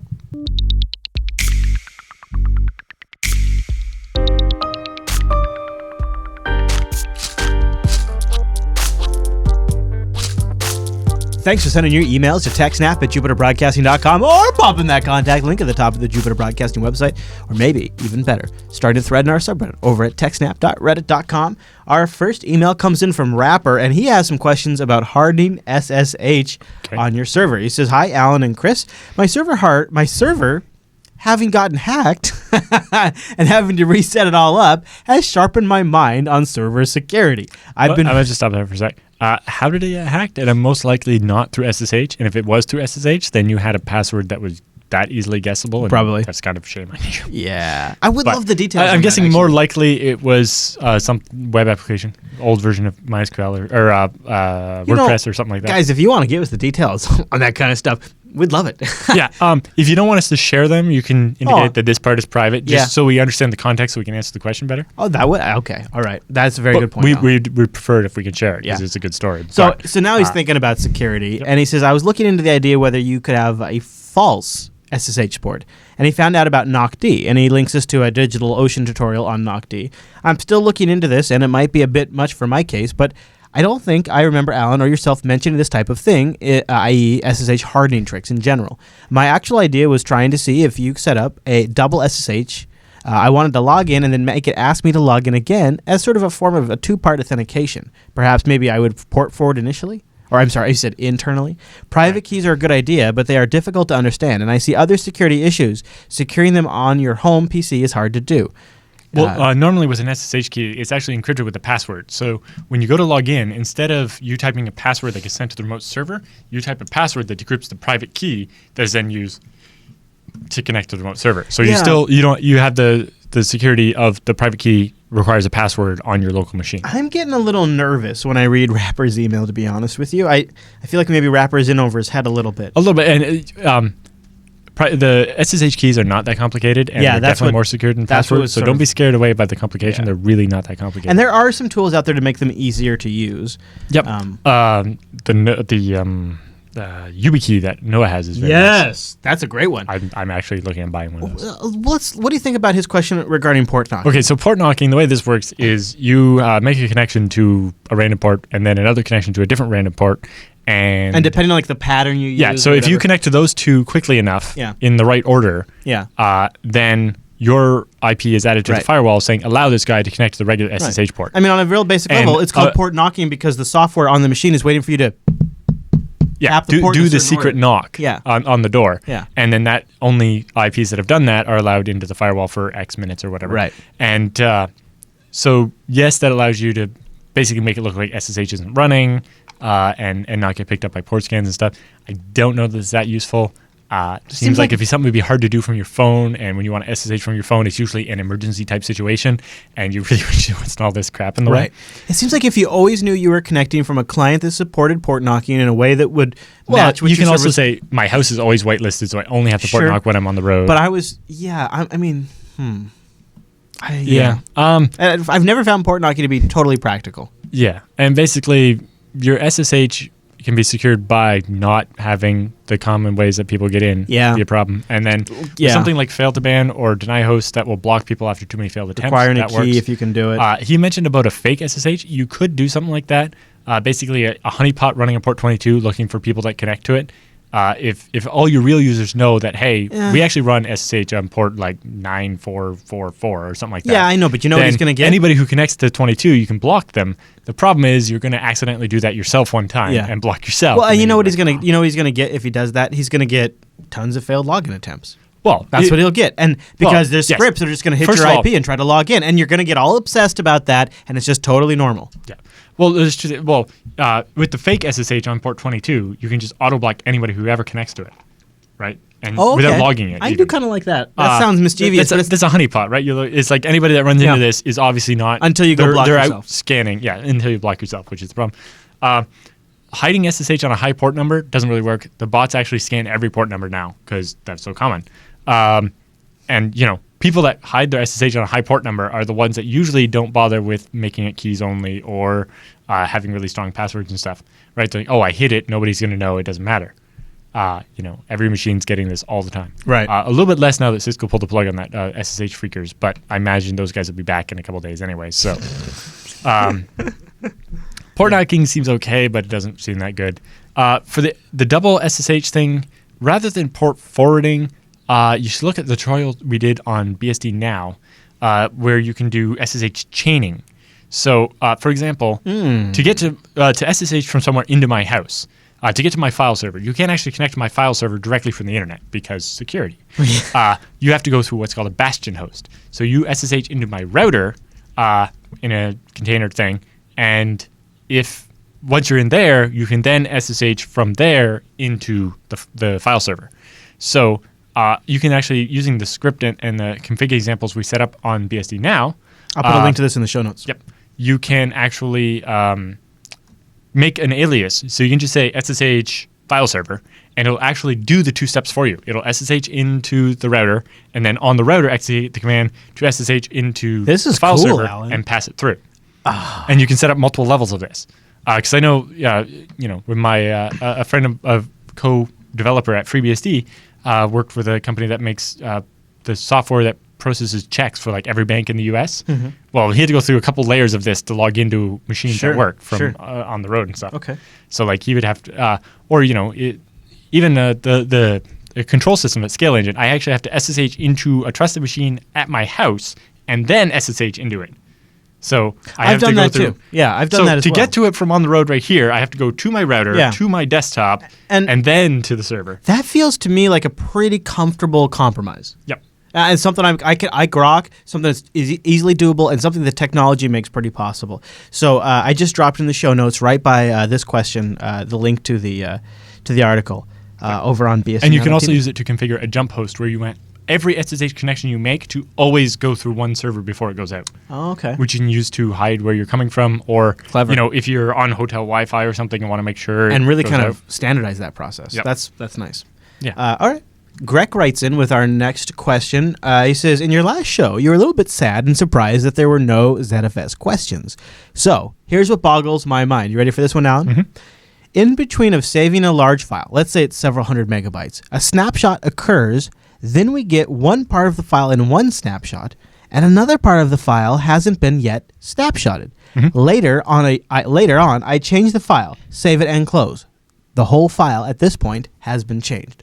What will I get in the next snapshot? Would ZFS know that one part of the file is in the past snapshot and that there is no other part of the file because that file has not been changed or has been changed? Is it possible to restore the previous version of a file in this instance? Thanks, and keep up the big show. Greg. Right. So ZFS snapshots happen at the block level, although blocks in ZFS can be up to 128K. Actually, with a new version that just came out, they can be up to a megabyte or.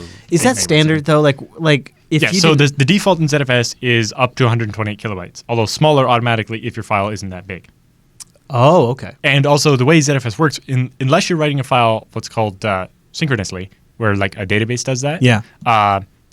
And so when you write a file synchronously, what you're basically saying is when you call the write command in the application in your machine, that will sit there and wait until the entire file is completely written on the hard drive, and then it will finish and return. So what you're saying is ZFS is smart enough to know that file is currently in progress. This is something that's built into every application that existed long before ZFS. It was saying, when I'm writing this file, and it's very important that I don't do the next thing in the program until that file is all the way written And this out. happens like at the kernel level, or Yeah. Okay. So it's basically the database says, I'm writing out this change. Don't let the next thing in the database happen until that's done. That's called a synchronous write. Okay. Or you have an asynchronous write where you're like, here's a bunch of data I need it written down.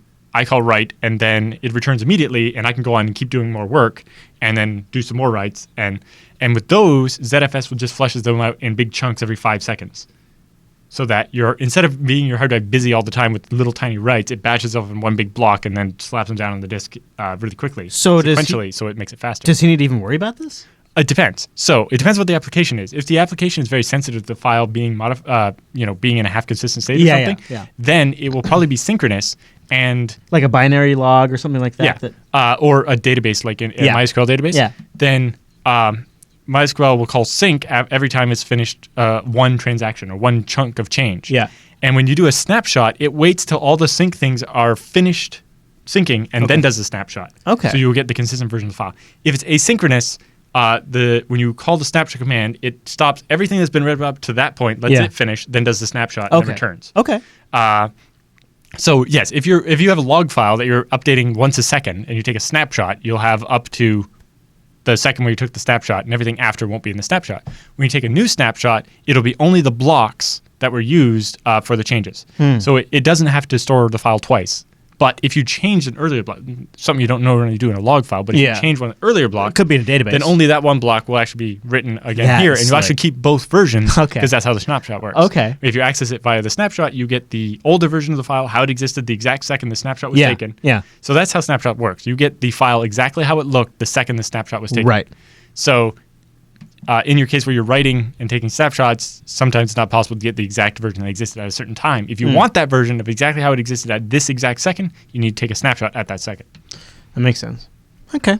Greg. Yeah. I hope that helps. And, it's funny because it's probably one of those problems that in practice doesn't hit you as often as you'd think. Yeah. But it is sort of worth thinking about because depending on your workload. In general, the worst case of the snapshot is it would be exactly the same if the power had gone out at that second. Yeah, that's a good way. Yeah, that's true. And that could happen to all of us. Yeah. The biggest difference is that in a regular file system, if you have like a 100 megabyte file and you overwrite the whole thing because you made some change completely different or whatever. Yeah.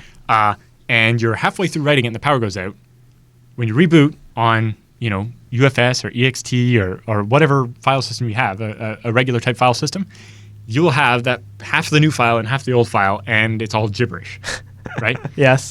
With ZFS, because the first half of the file that it did overwrite, it wrote the whole new version of the file is being written to a different spot on the disk, not overwriting.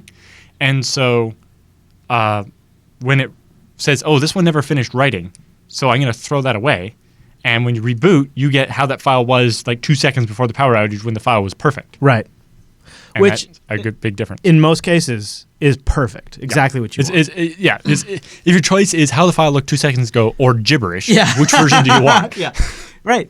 Okay. So our last email came in from Aaron. Now, hold on, guys, I sent you an email. Don't worry, we're gonna do another episode in just a few minutes, and we've got a whole other batch of emails. So we have, and there are some important ones in there, and we have them.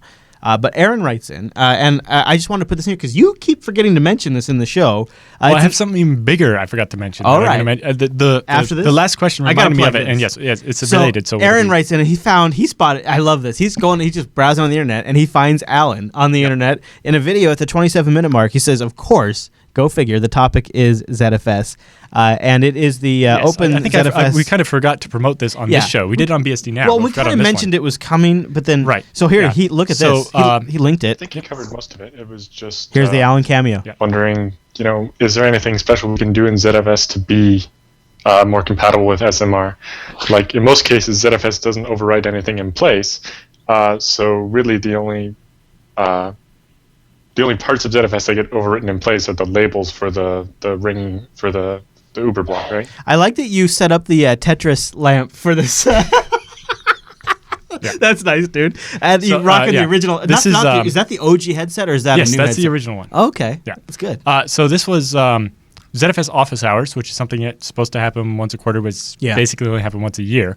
But it's an hour-long session where with the Google Hangout and the chat room and emails, people can ask questions of ZFS experts. Like if you see there, you have Matt Ahrens, Justin Gibbs, George Wilson, and this guy who's talking works at a Nexenta, I think. All basically the people that write the code for ZFS, and they definitely know how to answer your questions. So if you have a question, they'd be maybe the honestly expert, the original the original idea of this was more for developers that wanted to work on ZFS to ask questions. Yeah, but I sometimes like to throw user questions in there because there's stuff I want to know. Good for you, Alan. I like the chat. Oh, that looks like Justin Gibbs, because that is Justin Gibbs. Yeah, he's one of the free BSD guys that does a lot of work on ZFS. Yeah, so we'll link the whole video if you want to watch it. It's about 20. Basically, it's an hour long. It's an hour long. It's an hour-long session of people asking questions about ZFS and getting answers from experts. Somebody else's question was earlier where we asked Justin, I want to run ZFS inside virtualization. What's the best way to do that? Oh. That's a very popular question. That is very popular question. And then the question that we were highlighting just there was me asking about those new shingled magnetic recording drives. Yeah. And basically nobody actually knows exactly how they're going to interact with ZFS, but it's... Seagate says don't use them in RAID, so you're pretty sure that ZFS is not going to work very well on them. But as we start seeing the host-managed ones, where the host-aware SMR, where the host actually knows what's happening, we could definitely see some interesting stuff happening there. And the thing I forgot to mention that I wanted to mention is that the first of the two books about ZFS, the draft copy is now available for pre-order, which means you pay ZFSbook.com. ZFSbook.com. All right. That's a great title. The book is, when it comes out in May-ish, is going to be $9.99. For 10% off, you can now get pre-order, but as part of the pre-order, you get the draft copy. So this is exactly what it looks like so far. We have a bunch of corrections to make, and it's undergoing tech review from people that know a lot about ZFS who are going to tell us where we wrote something that was wrong or whatever. But who's this Arthur, this Alan Jude guy? I'm not familiar. So I co-wrote this myself. It's myself and Michael W. Lucas, who's a famous author of BSD-related books like Networking for Sysadmins, Absolute FreeBSD, Absolute OpenBSD, SSH Mastery, Sudo Mastery, DNS Sec Mastery, and this is the first one is ZFS Mastery or ZFS Essentials. You realize, and the next book will be Advanced ZFS. You realize now you now get to say, I've literally written the book on ZFS. Yeah, but originally it was just the handbook. Now it's an actual book, which is available as a DRM-free ebook if you pre-order it, or it'll be an ebook and a physical book in May or June when the publishing is finished. So again, it's called FreeBSD Mastery ZFS. Yes. And so you can pre-order right now and get a draft copy of it, and the draft will continuously be updated until you get the final version when the book is released. And pre-order at zfsbook.com. Yes, and you get 10% off. That's great, Alan. That is really... And how long did it take you to work on that? Quite a bit of work went into that. I think we started in January. Well, we started planning long ago, but we actually started writing in January. Would you do it again? Yeah, there's a whole second book we haven't started yet. Oh, jeez. Okay. All right. We have some stuff where it was in the first book and it got bumped because the first book was already too big. Yeah. When we started, we thought we were going to write one book. And then we were like, all right, we'll split them. And I was like, is there really going to be enough in the first book? It's like we're going to fall short of the target. And then the target was like 30, 35,000. We hit like 47,000 words. Weird. Like, that's weird, Alan. That's weird, huh? Alan talks too much. That's strange. I wouldn't have thought that would happen. As he looks at his show notes of multi-pages here. Well, there's something that we wanted to share with you guys for a couple of weeks, but we wanted to wait till we were recording a double episode. Yeah, we have and Alan, content. How did you find these? I randomly. Somebody retweeted one of them, and I found the whole series, and I just thought these were awesome. All right, so do you want to break down this first one for us here? We have yeah, sure. This is a population study of companies identifying the types of the next generation. So Yeah. if you look at what people would have called it in 2011 versus what people would call it now, and looking at the different things. So, a structure in an organization would have been called a department. Yeah. And now it's called a service or a cell, right? So companies don't have departments anymore. They have services that are provided to them by the various things. Or, if a company had culture, that would have been called inertia before. And it's like, we keep doing it this way because that's how we've always done it.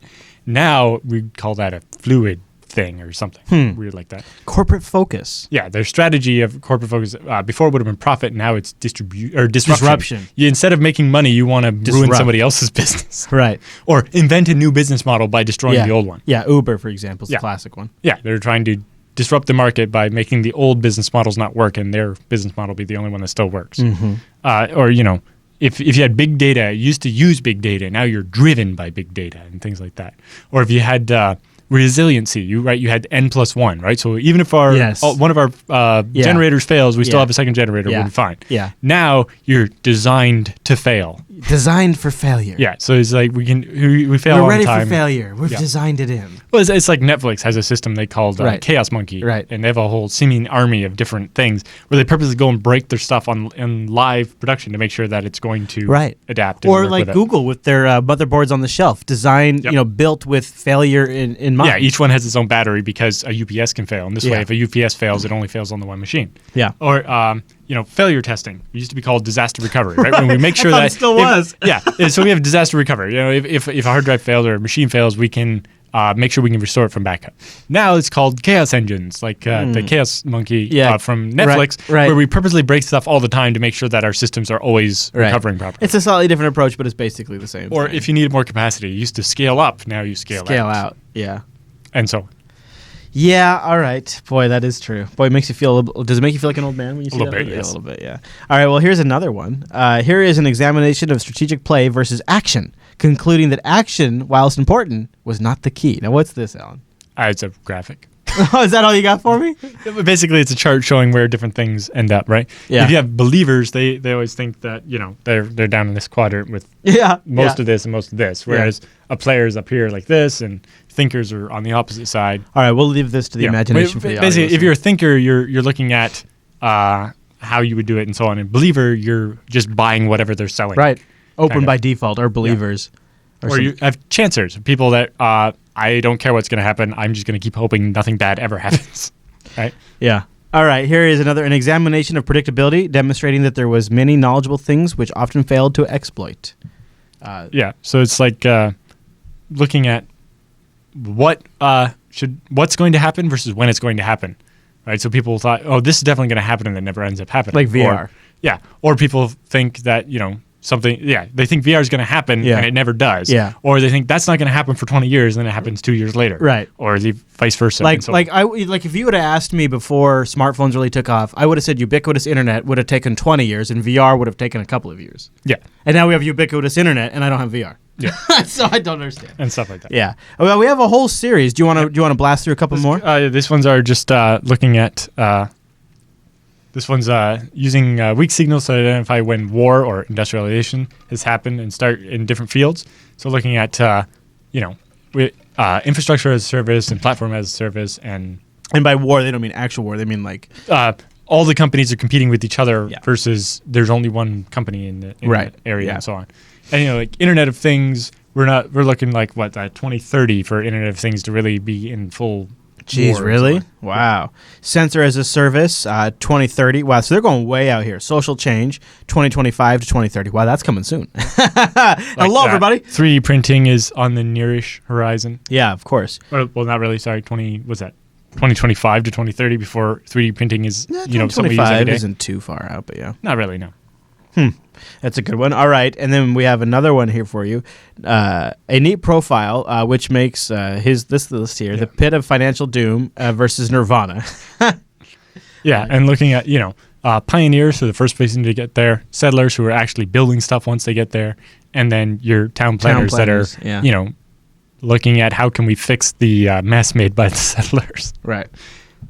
Yeah, and then we've got everything you need to know about knowledge and expertise. Yeah, this is one we've talked about before. I think you have it highlighted as well. Yeah, there you go. Yeah. So it's, as you start learning things, you think you know lots. And then eventually you realize you didn't know anything. I was just talking about this with somebody recently from the medical field, and she was saying that it's the same exact thing in the medical field like we experience here in the technical field. The people who think they're complete experts are probably the people that are a little scary from a medical practice, and then the people who realize how much they actually know versus how much they'd like to know are the people that are probably more closer to experts. Yeah. So we've covered this particular one before in TechSNAP, and then I found out there was an entire series of them. Yeah. They brought the rest back. I love that one. All right, and then the enterprise IT adoption cycle. Yeah, so it's like some new technology comes out, and you're looking at, that's silly. We're just The going to ignore it. first 3 phases, ignore. Second phase, No. the third phase, no. And then the fourth phase, I said no, damn it. That's when the rest of the world's at peak adoption. Yeah. And then it's like, oh no, everybody else has this and we don't. And then, oh fuck, it's the everybody else last has phase, this and we and don't. then IT jumps way up. Yeah, then enterprise IT finally catches up to the curve. That is so true. Yes. Yeah, it's like IT's like, all right, finally, and they give in, and then the Yeah. dam breaks. Okay, the entire history of cloud in one handy 2x2. Yeah. So this is looking at it, and our cloud will dominate because we've got the greatest marketing team or whatever, or our cloud will dominate because everyone used or buys their technology. Right. Or they have what's the other one say there? Please ignore what everyone else is saying. No one cares about cloud. Yeah, that was me for a long time. Yeah. And then why is everyone making this so easy for us? Yeah, so Amazon's down in the corners, and why is everybody making this so easy for us? Yeah, that's Amazon. And then then you have the self-doubting Thomas is the please ignore what everyone is saying. Yeah. All right, and then we have just a couple more. Yeah. Build or use everything you need to know about cloud in another handy graphic. You have the public cloud here. Yeah, so if you're public cloud, you're standing on a horse rather than riding One it horse, normally. a single horse. But you're standing on it rather than riding it correctly. Right. If you use hybrid cloud, which is using two different public clouds, then you're riding while standing 1 foot on each of two different horses that are different colors. Right. But if you try to use a hybrid cloud, which is part public and part private, so you have your own cloud plus using the public cloud, then it's trying to ride two horses while one of them is dead. actually Dying. It's a dead donkey rather than a horse. Yeah. And then if you it's got private private cloud only, cloud. you're literally trying to ride a dead donkey. That makes me sad, Alan. Yeah. That makes me really sad. The entire history of product development in one handy table. Yeah. So you have, the first idea comes up, and then we keep adding features, and then we should have launched, but we keep adding more features, Right. And then we finally get to what we promised to launch, and then we keep adding more features, and then we finally ship it, and by then it's crap. And I like that it's in the oh not again category. Yeah. Yeah, very true. It's too complex, and it's full of bugs, and it's just horrible. If we just launched it, we'd be done already. Our last one, the future history of technology with some helpful hints. Yikes. Now, what the hell is this one, Alan? It's kind of just showing how a product goes through this life cycle of that previous chart we had. Yeah. This is the wars. This is like a zoom in so on if the you read war- them in order, or just a couple of them maybe. Yeah, so number one, work starts on XYZ, a wondrous new development with lots of potential. A paper is released on XYZ discussing its benefits. And then number three, did you hear? A conference on XYZ is happening. So that's like where Docker was at last year. XYZ gets a meme. Docker definitely did that. 67% of CIOs consider XYZ critical to the future. That's what you're getting further in now. Docker is really accelerated here. Gardner says XYZ has reached the plateau of productivity. And then phase 11, our XYZ product company is worth billions. That's where Docker's at right now. Yep.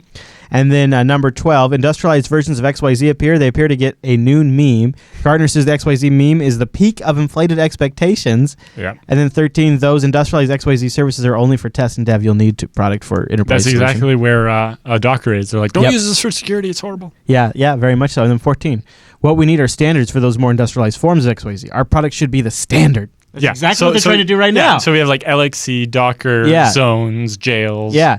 Those industrialized services represent less than 3% of the market. That's now you're in full war mode right now. Yeah.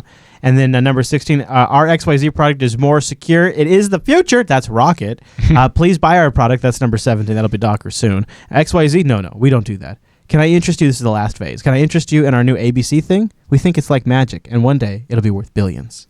Yeah. So by the time Docker actually gets to the point where we deliver something, we'll be like, no, Docker's stupid, and on to some new thing. Yep.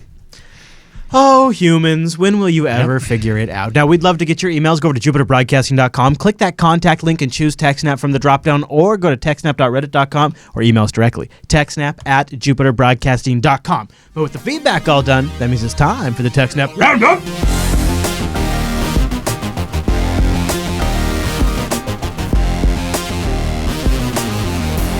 Welcome to the TechSNAP Roundup. Yeah, that's what that crazy music means. Now, the Roundup are stories that just didn't quite fit at the top of the show, but we still wanted to give you some links to follow up on your own after the show.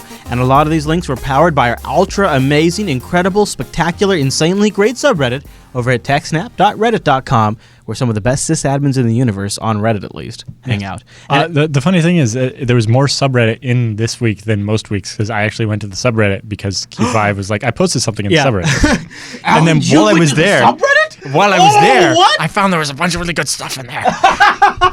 I know, right? Yeah, it's because there's really smart people in our community. Yes. Yeah, that's what it is. All right, so, and like this story came from the subreddit. Yes. Cash register. Check this out. This point of sales device, it used the same password since 1990, and the password was 166816, which is I'm going to use that now as my default password. Yep. Hackers, once they figured that out, obviously were able to just have at it, because that point of sale vendor used that same thing since the 90s. Deploying that thing for 25 years, so they're everywhere. Not too surprising. I bet they're not the only ones either. And, more importantly, I'm guessing the problem is that most places didn't ever change the password once it got installed, right? So, yes, it would be better if they had, used a unique password for each model and had it on a sticker on the bottom of the thing or something, which definitely seems like a better approach than just having a default password. I definitely liked it when the modems and routers and stuff you started getting from ISPs had a password on a sticker instead of all of them having like admin with the password being password or something. Yeah, when I first got horrific. Comcast, my router password was high speed, and it was everybody's router password. Yeah, whereas instead having it something unique on a sticker for each one, so much better. Yeah. Now, we're over at norsecorp.com. Yes. No, not to watch their live cyber attack map, although you can find it there as well. Yes. But this one actually, is, this story. the security community eating its own, which is just really funny. So it's a little story. I'm going to try to tell it as quickly as I can. So the CEO of Major Corp asked the CISO, which is the Chief Information Security Officer, so the security officer, if the new exploit discovered in the wild, called Shazam, which doesn't exist, could affect their production systems. He said he didn't, the CISO says, I don't think so, but just to be sure, he'll analyze all the systems and check for the vulnerability. Okay. So his staff is told to drop everything and learn all that they can about the new exploit and analyze all the systems, make sure they're not vulnerable. They go through the logs, they scan using some open source tools. They watch TechSNAP. Yeah, they buy the Shazam plugin from their vendor for their antivirus scanner. The Shazam plugin? Yeah. Well, Shazam is the name of the new exploit. Oh, okay. And they find nothing. So a day later, the CEO comes in and tells him that the news says that Shazam is likely to affect their systems. So the CISO, the security officer, goes back to his staff and has them analyze everything all over again just to make sure. And again, they say nothing to find. So now the CEO calls again, and he says he's seeing now in the news that his company specifically certainly has some kind of cybersecurity problem. So now the security officer panics and brings in a whole incident response team from a major security consultancy to go through each and every system with great care and make sure there's nothing wrong. Right. But after hundreds of man hours spent doing the same things that they've done themselves, they find nothing. Of course. So he contacts the CEO and tells him the good news. But the CEO says, hey, just got a call from a journalist looking to confirm that we've actually been hacked. So the security officer starts to freak out. Of course. Right? He tells the security guys to prepare for a full security upgrade. He pushes the CIO to authorize an emergency budget to buy more firewalls and secondary intrusion detection systems. The CEO pushes the budget to the board, who approves the budget in record time. The almost immediately equipment starts arriving, and they start installing it, and they're working day and night to get all the stuff installed. Then the CEO calls the security officer on his phone, cell phone, which is never a good sign, right, and tells the security officer that the New York Times just published that their company allegedly is being hacked Sony style. Oh, geez, Sony style. Yeah. They point to the newly discovered exploits as a likely cause. They point to blogs discussing the horrors of the new exploit could cause, and that means that the rest of the smaller companies out there just can't defend themselves without the same financial alacrity that this company did. Yeah. The CEO tells the security officer it's time to bring in the FBI. So he needs him to come explain himself and the situation to the board that night.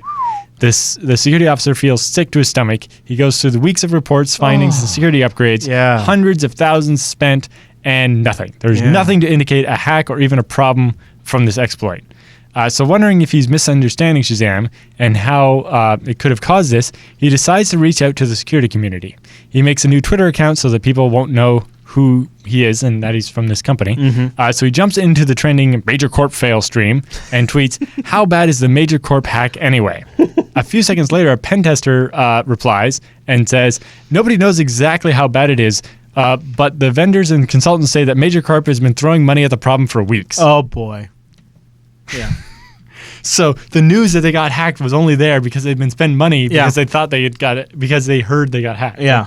And so it That's was just a vicious cycle feeding on itself. Yeah. And they hadn't actually been hacked. It's just that because they thought they did and they spent money, that created the rumor and it made it look like they had. Did this really happen? I don't know if this really happened or just something that could have happened. It seems but like I can see it's very, very plausible. Yeah, exactly. Like it seems. Yeah, this is like the stock price tanked because they got hacked, even though they didn't actually get hacked. Right. And they only spent money because they kept thinking that because the CEO wouldn't believe or kept hearing from the rumor mill. It reminds me. Rumors can become true, basically. You know, it's funny because sometimes like stuff sometimes the TechSNAP show fails because we don't make a big deal out of stuff that's not a big deal, but the mainstream media is making a big deal out of it. So last week, they made this huge deal out of the White House being hacked by Russia and Obama's private calendar being shared, and they were hacked through the State Department. But there was nothing to it, right? It was not a new hack. It was a hack that we covered months ago on the TechSNAP program, months and months and months ago. There was really no new information. It was literally a story created completely out of nothing and made a huge deal, created all of this buzz. And it reminds me a lot of this, where nothing happens, yet all of a sudden, all of these experts are brought on CNN and Fox News and MSNBC, and they're asked all of these questions about the White House security. They get it all wrong, and they completely miss the mark, because I get emails from listeners who work at the White House in the IT department that tell me that this nobody analysis... asked us, or we're not allowed to comment. Right. And so you just got some random security expert, sure he's a security expert, but he doesn't know the internals of the White House network, so he can't answer the questions. In Unfilter, we played a clip from a White House spokesperson who was saying, look, our network, and he says our network is divided in public, and he goes into some detail about how the White House security infrastructure is. But he's a press person. Wrong. He doesn't actually know because it was just explained to him briefly, or you read a memo. But the way this press cycle then builds on top of this, right? Yeah. And so I get this email from a listener who works in the White House in the IT department. He's like, no. Look, we have 5 network segments. They're broken up. Like, he completely breaks it down for me, and it makes so much more sense. And I realized in this conversation with this guy that this was completely a hype cycle based on absolutely nothing. And it to try to push through a foreign surveillance bill. And it completely jives with that story that you just read. Like it's that whole sort of self-perpetuating cycle that builds. Yeah. Or our next story. Yeah. Same frickin' thing. Same frickin' thing. So hold on, let me clear this wonderful confirm my there we go. Hold on, wait for it. And United Airlines prevents security analysts from boarding after a tweet. Yeah. So security analyst, we talked about this a little bit last week, maybe? Yeah. Well, or you and I talked about it. I don't know if we talked about it. Yeah, I don't think we talked about it. Anyway, so the guy tweeted that, he was on the in-flight Wi-Fi on a flight, and he tweeted out from the flight that, oh, look, I found this weird-looking access point. I wonder if I can poke the system and make the oxygen mask. We did talk about this in the show. Yeah. We did talk about this in the show. You broke it down, and you're like, look, this is the report, and they're making... sorry, we had the report that said it might be possible. This is slightly different. Okay. So this guy tweeted some stuff, and then on top of the United not letting you get on his next flight a couple days later, the TSA or FBI or somebody took all his laptops and all of his electronics without a warrant and won't give them back. No. While they look at them to see if he was actually hacking the airplane. And this whole thing, and it's funny because as we're, so Alan is here because we're getting ready for Linux Fest Northwest, and one of the guys on our crew happens to be a pilot. Yeah. So it's a really good resource. And he's like, in particular, like we talked about when we had the report from the GAO, which was more of people not knowing anything about computers, asking experts very vague questions. But framing them and they get the answer they want out of them. You don't think it's not a fair I'm not mischaracterizing when I say what the report essentially said was Wi-Fi is now available on these planes. These planes' Wi-Fi are connected to the internet. Firewalls exist on the plane separating the public internet and the private infrastructure that runs over IP. But because in theory, it is possible to hack a firewall. Ergo, it is possible to breach the plane via Wi-Fi. Is that essentially what the report said? Kind of. Except for most airplanes, it's not. There's no firewall. It's Right. completely separate systems Like- that are not connected together. Right, They're on a air wiring gapped. level. Right. Yeah, But the report assumed that they were firewall separated. Yeah, basically, they talked to a couple people like the FAA and security experts. They didn't talk to somebody who actually Yeah. designs airplanes. Yeah, or a something. pilot. Yeah, exactly. And part of the points they raise maybe have some value, like the pilot has a cell phone or a tablet, and that could have a virus on it. Sure. Or the pilot could be malicious and might be able to do something. And to that point, while they're in the cockpit, just to underscore maybe, that, but the pilot that we've spoken to, he uses a Windows tablet. yeah, So- he's required to. Yeah. So I mean, it is possible it could Yeah, be infected. and they have specific rules about his personal use of it. Like you can load movies on it to watch, but you can't fill it so full that there's not room for the navigation data that you have to download. Yeah. And so on. But that's not tied directly into the navigation system. The whole entire point of that tablet is if we give you a tablet, instead of building it into the dash of the cockpit, it means we can upgrade it every couple of years without Yeah. having to tear apart the airplane and get it recertified. Yeah. The entire point is to keep that stuff that needs to be updated and isn't secured as much not be part of the airplane. Yeah. So yes, this entire story and It's bogus.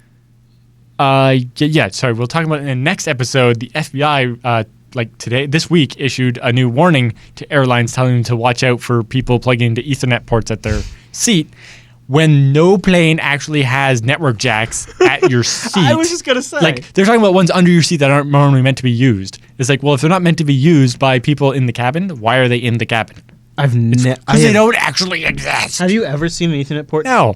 And I've not looked that closely under my seat. Yeah. But even if I did, that's where other people's luggage go. There isn't room for a bunch of network connections. I when I hear these kinds of things, it sounds like they're just trying Literally, to scare they have no idea what they're talking about, and it's ridiculous. you. Yeah. All right. It's so fear mongering and it's horrible. I loved this one you put in here because it feels like we're back in the 90s. U.S. blocks Intel from selling the Xeon chips to the Chinese supercomputer project. Yes, because they use it to model, or they might use it, or could have used it, or might have used it in the past to model nuclear explosions for building weapons. Okay.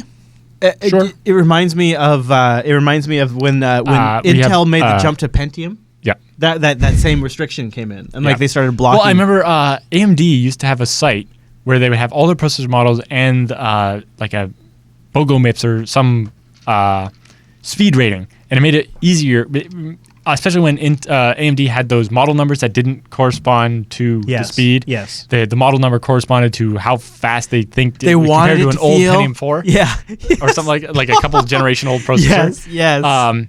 And That was so this the- one actually gave you a speed rating, and because the U.S. law was if it's over the speed rating, you can't export it to Iran or China or whatever.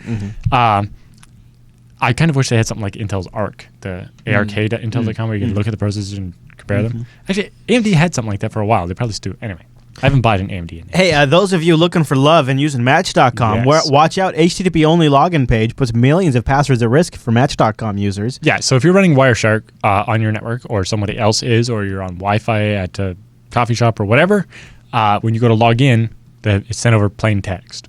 So anybody sniffing traffic sees your password in plain text. I remember in like the 90s when everybody transitioned to using HTTPS for login to get away from this. Thank goodness that we have tools like Wireshark and they're not like prevented and banned. Yes.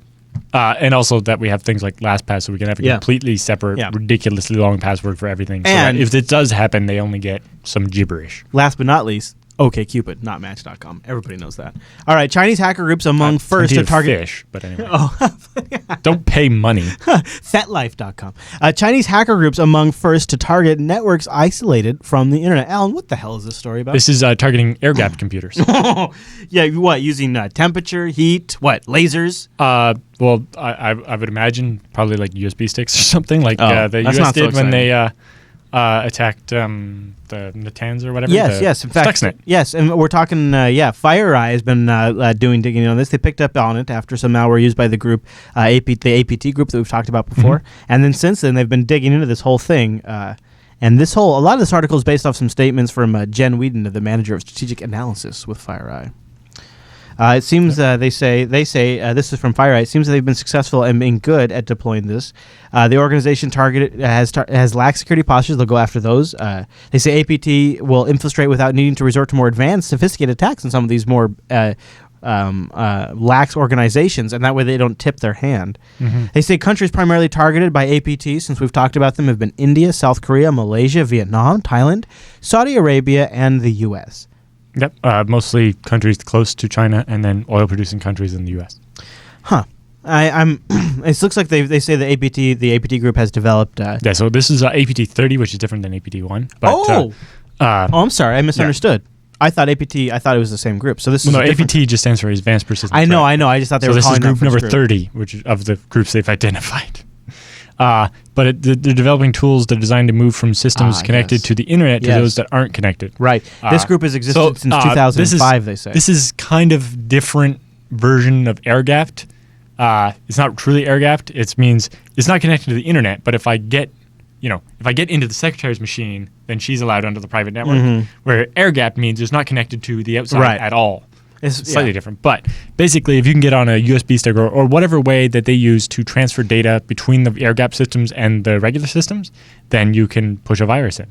Like, for example, when we covered the story 2 years ago or something about the Russians paying a Canadian guy to smuggle data out of the naval base, the air-gapped computers there only used floppy disks. Well, and they say here that the And group. so he had to smuggle out floppy disks. They say the group designed malware components with worm-like capabilities that can infect removable drives such as USB sticks and hard drives. So those devices then would transfer the malware to computers that were not connected to the internet. Yeah, and they would collect all the data and have it ready, so when that USB stick came back, they could load the data on the USB stick and then get it back out to the internet. APT30's trick of the trade is designing malware for computers not connected to the internet specifically, and then collecting data from That's them. specifically getting machines that are supposed to leaking data to the internet from machines that are not connected to the internet, which is kind of, that's the whole point of air gapping, is not letting that data get out somehow, and they've found a way around it. Now, But so glad. it's mostly lax security posture and why are you using USB sticks to shuttle data and so on. Yeah, that is a good point. And really what you want is basically the equivalent of an airlock where you're making sure kind of a bastion host between the outside world and the air gap network, so the virus can't get into the air gap system when it comes. Don't trust the USB stick that's been in a computer on the real internet. You need to, Alan. Yep. I am so glad it hasn't been too many weeks before we had a chance to talk about Docker. Thank goodness there's a privilege escalation via Docker. Yeah, and they give a nice command here where one of the parameters is root, please, and you get root on the system. Ew. Wait, so if you happen to have gotten access to a user account on a machine, and the user is a member of the Docker group, this is the key part, if they're a member of the Docker group, running the following command will give you a root shell. Should I install Docker and try it?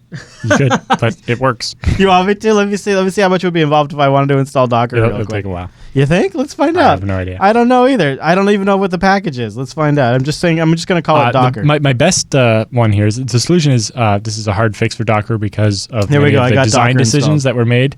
Specifically, in Docker's defense, they're aware of this particular security issue, although they apparently have no intention of actually fixing it.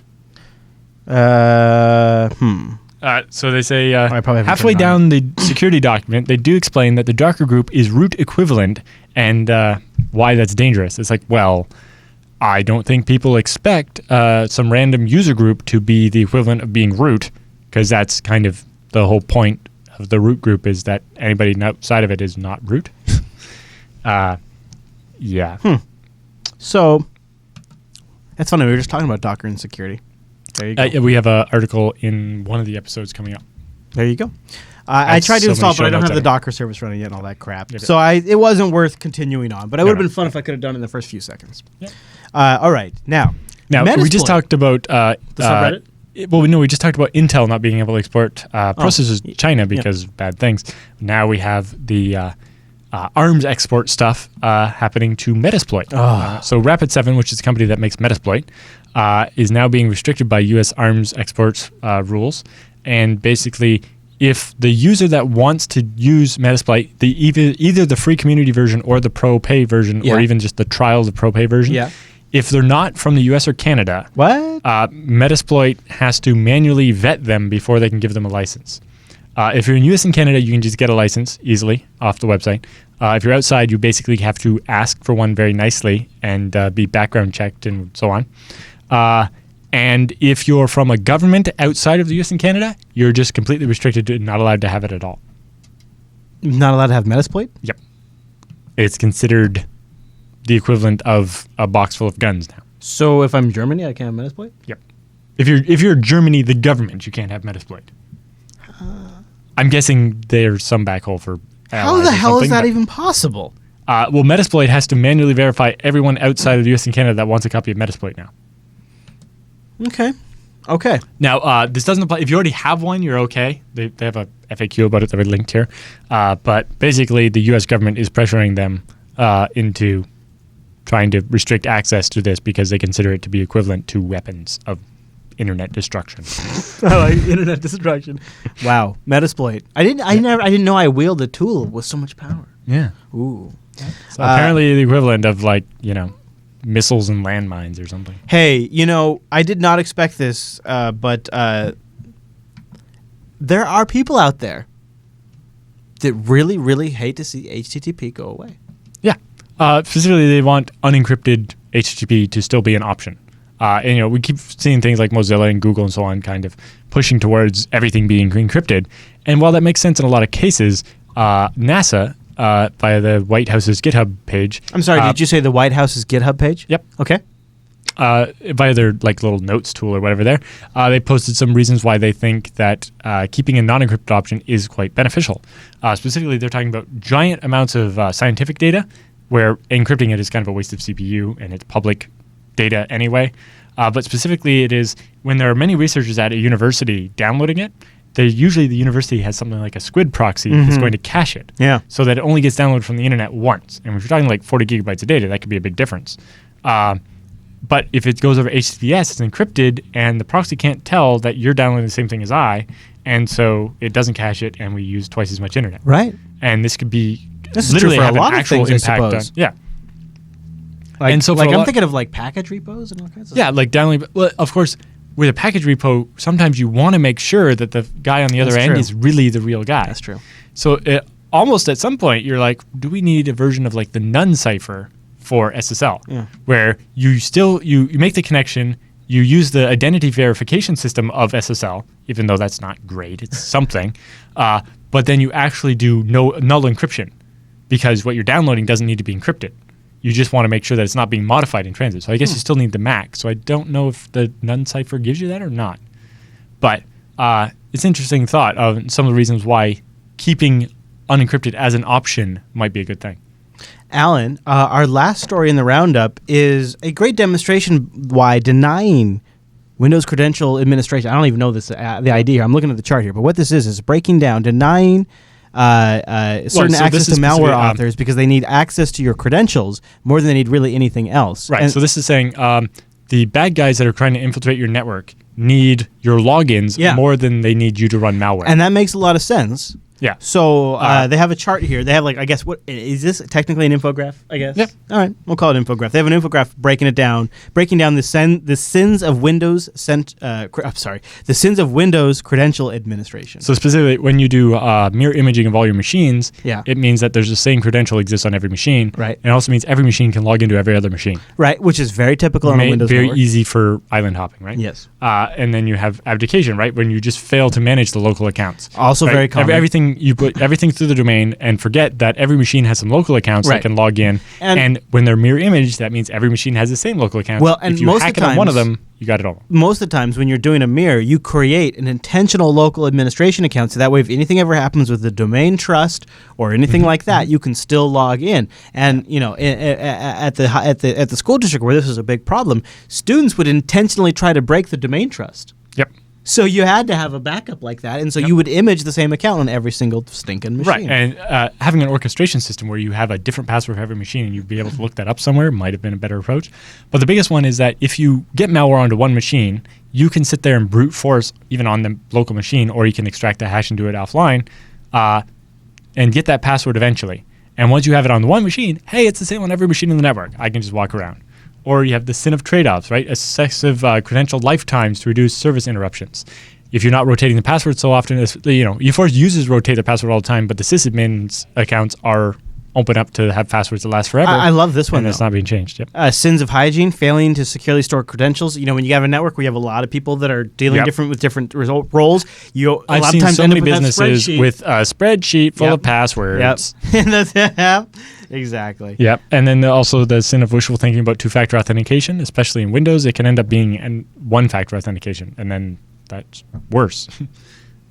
And then also the sin of incompleteness. What was that one say? I can't read The sin of incompleteness, securing servers but not the admin workstations or other security dependencies like the monitoring system. Yeah, so the servers are all locked down tight, but the sysadmin's local machine is just the Wild West, and he's installing software to try it all the time. There's all kinds of crap on there. Something gets in there, then it has unrestricted access to the servers because you always leave a loophole for the sysadmins to get into servers, right? Yes, Alan. Yes. All right, so we'll have a link to this in the show notes if you're on the audio feed and you want to look at the visual diagram, because this is actually pretty good. Yeah, and for those of you that are administering a Windows network, print this out. Yeah. Don't do these things. Don't do. Yeah, big red letters.